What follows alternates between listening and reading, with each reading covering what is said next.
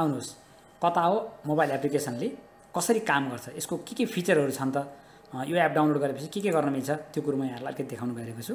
कता हो app mobile application खोल्नको लागि सुरुमा तपाईले आफ्नो इमेलबाट त्यो रजिस्टर गर्नुपर्ने हुन्छ। इमेल रजिस्टर गरिसके पछाडि त्यहाँ तुरुन्तै मोबाइल नम्बर भेरिफाई गर्ने प्यानल आउँछ र आफ्नो मोबाइल नम्बर पनि भेरिफाई गर्नुहोस्। त्यसमा व्हाट्सएपबाट अथवा मिस कलबाट भेरिफाई गर्नुहुन्छ। त्यो गरिसके पछाडि सिधै देखिने प्यानल चाहिँ यो प्यानल हो। यो सुरुमा आउने होम स्क्रिन चाहिँ यो स्क्रिन हो। यहाँ यसले 09 लक्ष्य निवास 0514 अहिले मेरो लोकेसन चाहिँ यो छ भनेर देखाइरहेको छ। यहाँ क्लिक गर्नुभयो, माई लोकेसनमा क्लिक गर्नुभयो भने आफ्नो लोकेसन कहाँ छ त्यो ठाउँमा देखिन्छ।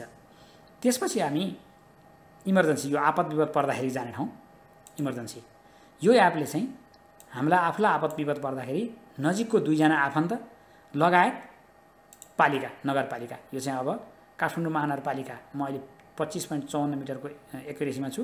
09 लक्ष्य निवास 0413 मेरो एड्रेस रहेछ, अहिलेको एड्रेस। र यसलाई मैले 6 सेकेन्ड दबाएँ भने चाहिँ काठमाडौँ महानगरपालिकामा साइरन बज्छ, त्यसको इन्फर्मेसन जान्छ, मेरो नाम फोटो सबै जान्छ। अर्को यसमा अर्को फिचर चाहिँ यो जुन म्यापको लेयर छ, यो म्यापको लेयरहरू यहाँले चेन्ज गर्न सक्नुहुन्छ, परिवर्तन गर्न सक्नुहुन्छ। त्यसपछि हामीले अर्को मेजर काम भनेको चाहिँ यसले हाम्रो आफ्नो घरको ठेगाना बनाउने, हाम्रो घरको ठेगाना आफै बनाउन सक्छौँ यो एपको माध्यमबाट। यसको लागि चाहिँ एक्युरेसी 10 मिटरको एक्युरेसी चाहिन्छ मिनिमम पनि। 10 मिटर एक्युरेसी नभइकन चाहिँ हाम्रो ठेगाना बनाउन सकिँदैन। यो प्लेट बनाउनलाई यति सजिलो छ, आफ्नो घरको मूल ढोकामा जाने, प्लेट उपलब्धता जाँच गर्ने, त्यो प्लेट उपलब्धता जाँच गर्नुभयो भने प्लेट बनाउने आउँछ। त्यसपछि प्लेट बनाउनलाई आफ्नो पालिका, नजिक भएको पालिका आफै आउँछ, 10वटा पालिका देखिन्छ यहाँ। त्यसपछि वडा आफूले छान्नु पर्यो कुन वडामा हो हामी।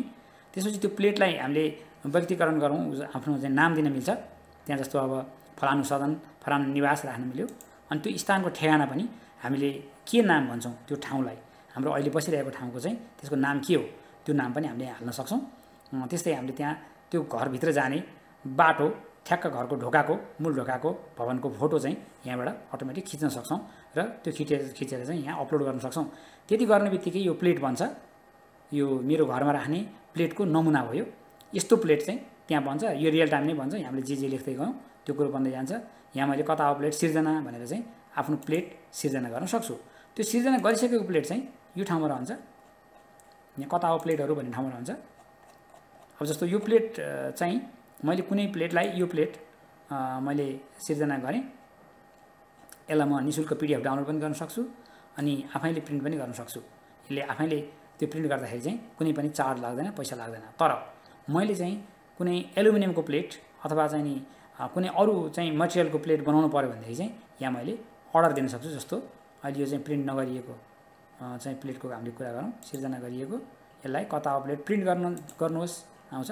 त्यसपछि मैले अब कुन चाहिँ यो प्लेट बनाउने हो त्यो प्लेटलाई मैले अगाडि बढ्न सक्छु, यो क्लिक गर्न सक्छु। त्यसपछि डेलिभरी गर्ने कि नगर्ने यो पनि अप्सनहरू छ, कता हो प्लेटको लोकेसन ठाउँमा गर्ने। त्यसपछि प्रिन्ट गर्नलाई चाहिँ यहाँ फोन पेबाट चाहिँ पैसा तिर्नुहोस् भन्ने आउँछ। यहाँ पैसाको यो आउँछ, QR कोड देखियो। यो QR कोडबाट मार्फत चाहिँ तपाईँले पैसा तिर्न सक्नुहुन्छ र आफ्नो प्लेट चाहिँ अर्डर गर्न सक्नुहुन्छ, आफ्नो घरमा प्लेट ल्याउन सक्नुहुन्छ। यति फिचर पनि यसैमा छ, यो चाहिँ मेजर फिचर हो। अब अर्को मेजर फिचर हाम्रो यो ठेगाना, जुन यो कता हो ठेगानाले दिएको ठेगानामा हामी कसरी पुग्ने त। जस्तो अहिले हामी कुनै एउटा एरियामा पुग्नुपर्ने हो भनेदेखि हामीले भनौँ न, अब यतिरको एरियामा हामी पुग्नुपर्ने भएछ, यहाँबाट जानुहोस् गर्ने, सिधै जानुहोस् गर्ने, इनड्राइभमा सवारी खोज्नुहोस् गर्न सक्यो। हामीले इनड्राइभले चाहिँ मलाई त्यही लोकेसनमा त्यो ठाउँ जहाँ जसको घर हो त्यो घरको लोकेसन मलाई आइडी दिनुभएको छ, यो कता हो आइडी दिनुभएको छ भनेदेखि चाहिँ हामी तुरुन्तै त्यो लोकेसनमा पुग्न सक्छौँ। यो 65 रुपियाँ लाग्ने रहेछ, यहाँबाट जानु यति बेर लाग्ने रहेछ, यस्तो देखायो।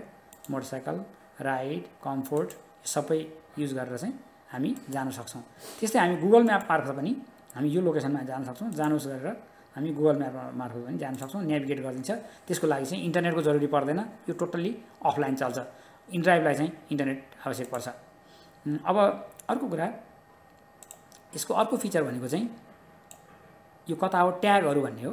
यो ट्याग यो चाहिँ सामानहरू हामीसँग बोकेर हिँड्ने सामानहरू कहिलेकाहीँ मिसप्लेस हुनसक्छ, हराउन सक्छ र फेला पार्ने व्यक्तिले हामीलाई दिन खोजेकै हुन्छ। तर हामीलाई मेरो लोकेसन थाहा नभएको कारणले गर्दा, मेरो आइडी थाहा नभएको कारणले गर्दा, मेरो नाम थाहा नभएको कारणले गर्दा त्यसको ओनरसिप थाहा नभएको कारणले गर्दा चाहिँ मलाई दिन सकिरहेको हुँदैन भने यो हाम्रो कुनै सामानहरुमा टाँसेको जुन क्यूआर कोड छ, यो क्यूआर कोड चाहिँ यस्तो सानो क्यूआर कोड हुन्छ, यस्तो क्यूआर कोड टाँसिएको हुन्छ र त्यो क्यूआर कोड स्क्यान गर्ने बित्तिकै चाहिँ मैले मेरो मोबाइलमा चाहिँ त्यसको इन्फर्मेसन पाउँछु, मेरो इमेलमा त्यसको इन्फर्मेसन पाउँछु र मेरो आफन्तको पनि नम्बर राख्न मिल्छ, त्यो मोबाइलमा चाहिँ मैले यसको इन्फर्मेसन पाउन सक्छु। त्यस्तै गाडीको लागि मैले गाडी कहीँ पार्क गरेर राखेँ, त्यो गाडीले चाहिँ कसैलाई दुःख दियो, त्यो गाडीले ननिकालिकन अर्को गाडी निकाल्न नमिल्ने अवस्था भयो भने उहाँले त्यो गाडी मेरो गाडीको क्यूआर स्क्यान गरेको भरमा चाहिँ मलाई उहाँले मेसेज पठाउन सक्नुहुन्छ। त्यो फिचर पनि यसमा छ। त्यसको त्यो पनि भरपुर यहाँले चाहिँ त्यसको फाइदा लिन सक्नुहुन्छ। त्यसै नागरिकको आँखा भन्ने छ, यो चाहिँ हामीले नगरपालिका र हाम्रो आम जनता, सचेत नागरिक र जवाफदेही सरकारको लागि कता आएको सहकार्य भनेका छौँ हामीले। यसले चाहिँ जस्तो बाटोमा मैले केही कुरो देखेँ, बेवारिसी सडकमा जनावरहरू देखेँ, अथवा चाहिँ दुर्घटना देखेँ, अथवा ढल फुटेको देखेँ, त्यस्तो कुरो देखेँ भने मैले सिधै त्यहाँ क्लिक गर्छु। म जुनसुकै पालिकामा हुँ त्यो पालिकामा म गएर त्यहाँ क्लिक गर्छु। त्यहाँ गएर मैले फोटो खिचेर पनि पठाउन सक्छु यसको डाटा, मैले कुनै टाइप गरेर पनि पठाउन सक्छु यसको इन्फर्मेसन, र मैले चाहिँ बोलेर पनि, मेरो रेकर्ड गरेर बोलेर पनि यसको इन्फर्मेसन पठाउन सक्छु। हो, त्यो फिचर पनि यसमा रहेको छ। यहाँले त्यो यो प्रयोग गर्नु होला। त्यस्तै कम्युनिटी साइरन पनि यहाँबाट बजाउन सकिन्छ। इमर्जेन्सी पर्यो, आपद विपद पर्यो भनेदेखि टोलमै साइरन बजाउन सक्ने फिचर पनि यसमा छ। अब यी फिचरहरू चाहिँ यहाँहरूले एक एक गरेर हेर्नुभयो भने अब धेरै कुराहरू यहाँहरूले बुझ्नुहुन्छ। अब योभन्दा बाहेकका अरू स्पेसिफिक फिचरहरूको बारेमा चाहिँ म पछि बताउनेछु।